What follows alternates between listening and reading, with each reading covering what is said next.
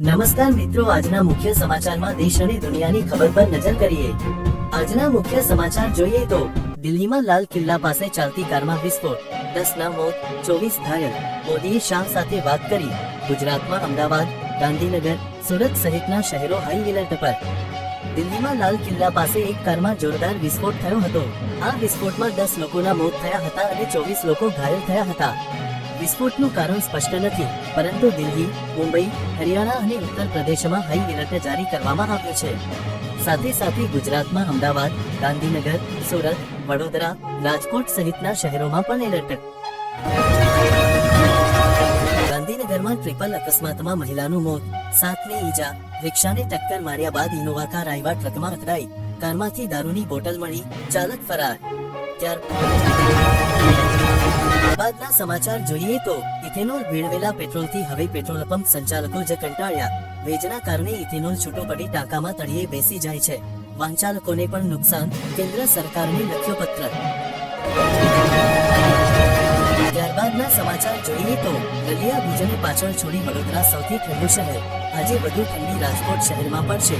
અઠવાડિયામાં ઠંડીનો પારો 11 ડિગ્રી ગગડ્યો, હજુ 2 થી 3 ડિગ્રી ગગડશે।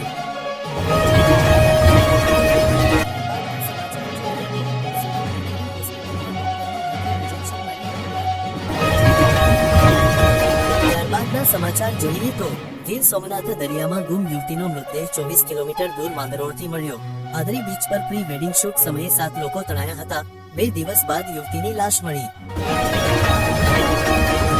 ત્યારબાદના સમાચાર જોઈએ તો પોલીસ સ્ટેશન કમ્પાઉન્ડમાં જ દારૂડિયાઓની ધમાલ। મહિલા પોલીસ સામે બેફામ બોલાચાલી, વિડીયો વાયરલ થતા પાલડી પોલીસે કાર્યવાહી કરી। ત્યારબાદના સમાચાર જોઈએ તો માથામાં ધોકો વાગતા 2 ઢળી પડ્યા। તિલમસ ગામે રિક્ષા રોકવા બાબતે 2 જૂથ વચ્ચે ધીંગાણું, 5ની ઈજા, જૂનાગઢ સિવિલમાં રિફર।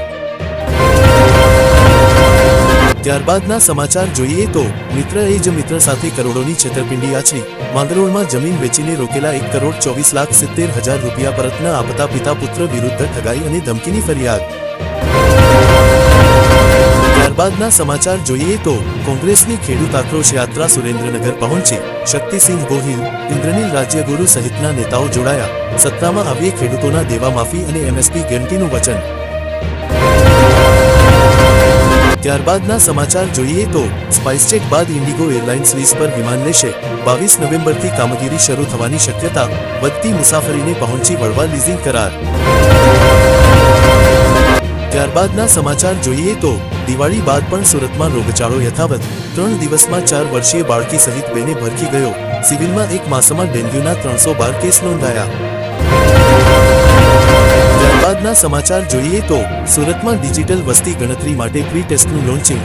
1, 2 નહીં પરંતુ 34 પ્રશ્નોના જવાબ વસ્તી ગણતરી માટે આપવા પડશે।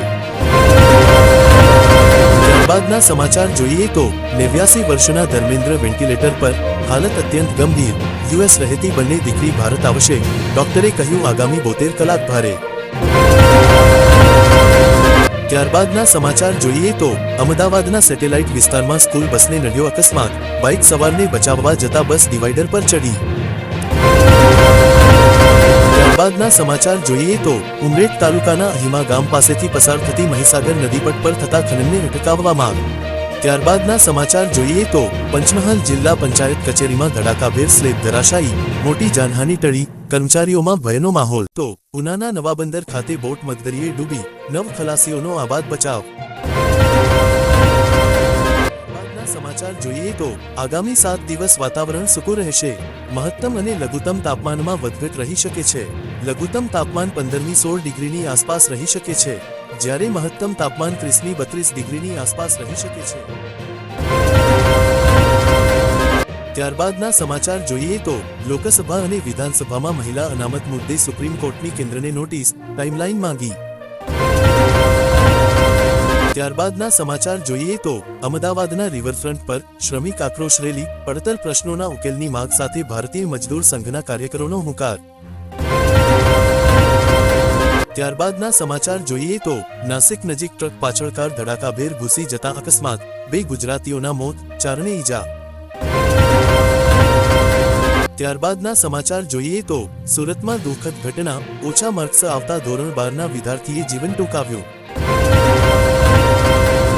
ત્યારબાદના સમાચાર જોઈએ તો સુરતમાં પોલીસ કર્મીનું ફરજ દરમિયાન છાતીમાં દુખાવા બાદ મોત, પોલીસ બેડામાં શોક.